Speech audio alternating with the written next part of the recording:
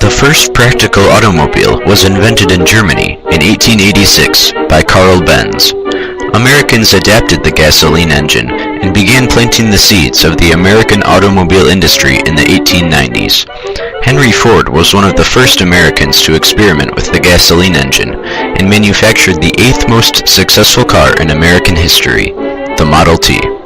Beginning with his cheap and clattering Tin Lizzie, Ford revolutionized the manufacturing industry with his incredibly efficient assembly line.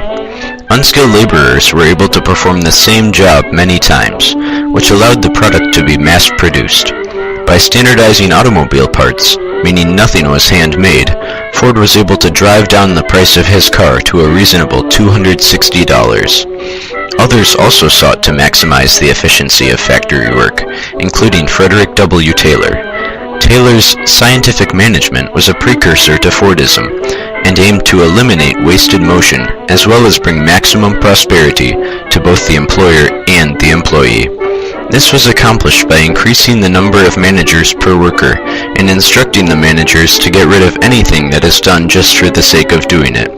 Taylorism also contained methods of maximizing workers' potential, as it was discovered that workers will do the least amount of work they can without getting punished, and will only work as fast as the slowest worker getting paid the same amount as them. Both of these methods of cutting waste and increasing efficiency made the automobile more affordable and accessible to the average worker.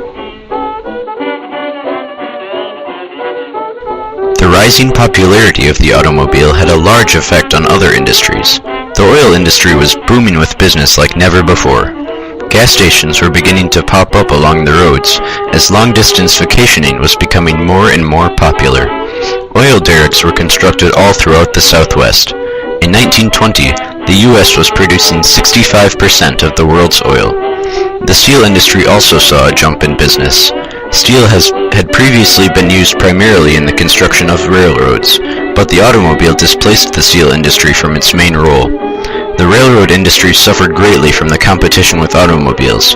Changes had to be made to roads to accommodate for automobiles, because the roads had previously been used solely for horse-drawn carriages, and the roads began deteriorating under heavy automobile traffic.